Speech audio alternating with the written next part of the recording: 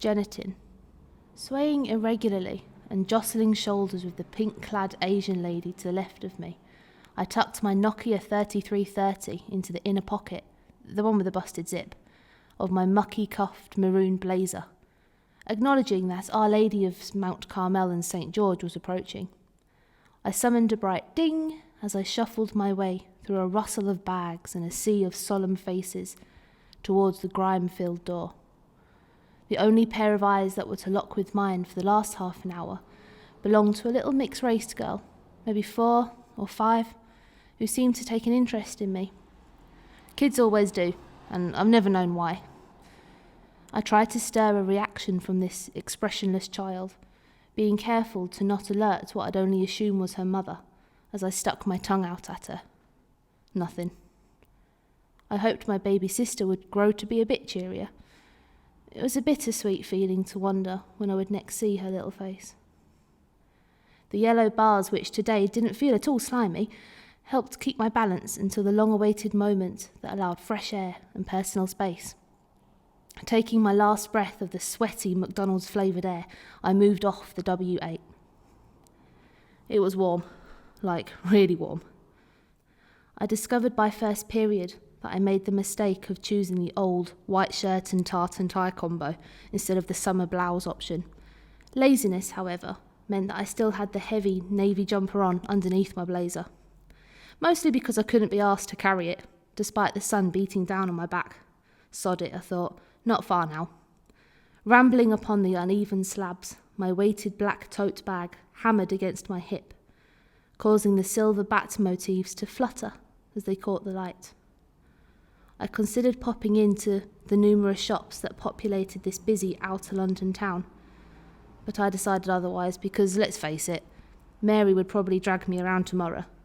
I just wanted to get out of this sweat barrel of a uniform. The Green Man took forever to come.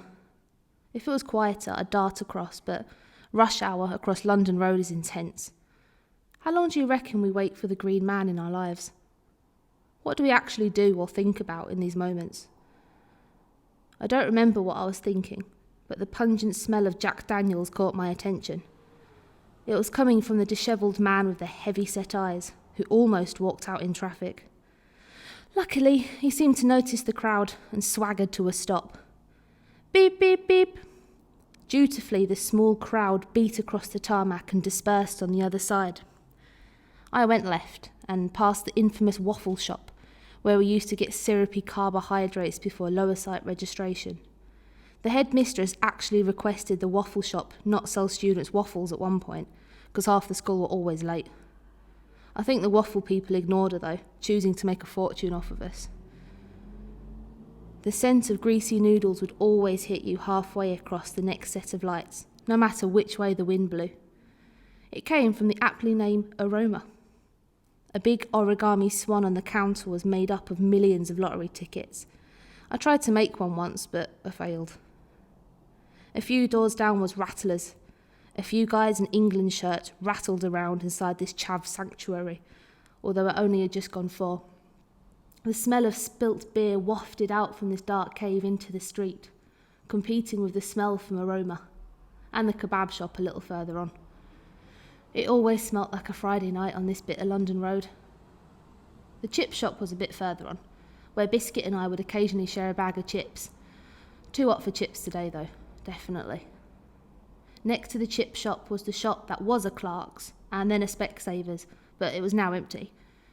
Here I turned right into Genotin Terrace, a little alleyway of 7 residences and a handful of small businesses. Hold your breath! This first bit always smelt of piss, no doubt thanks to the patrons of Rattlers.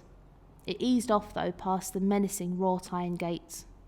My mum led a campaign down our small terrace to get funds together to erect these massive gates at either end, because this pretty Victorian walkway turned into a weekend den of debauchery gone midnight. A drunk man once crapped in our front garden, and you could often see people having sex on the knee-high old brick walls surrounding the front gardens.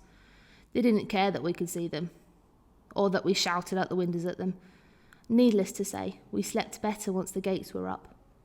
Although we all had a key, Bill at number 3 would lock them at 7 p.m. every night and open them at 7 a.m. every morning. Anyway, a few moments later, my view of the terrace opened up, and I saw a familiar figure sitting on our wall. Always the same. Nicotine-stained fingers, the welcome blue eyes, the white tufts on the side of his head oiled back. My nan's pink rinse went on by mistake a few years ago. That was hilarious. Adidas jogging bottoms contrasted his smart bingo pen pocketed shirt and his polished black shoes, safe in the knowledge that his suit jacket was on the banister indoors. He normally had a tie on, but I bet he, like me, felt it was too hot for one today. He smiled as he saw me, a cigarette perched on the end of an outstretched arm. I held my breath to avoid the fumes as I hugged my granddad hello, as he told me, yet again, that he had been busy fixing something indoors. He would go to my mum's every day to make sure that I got home safe, since she was always working.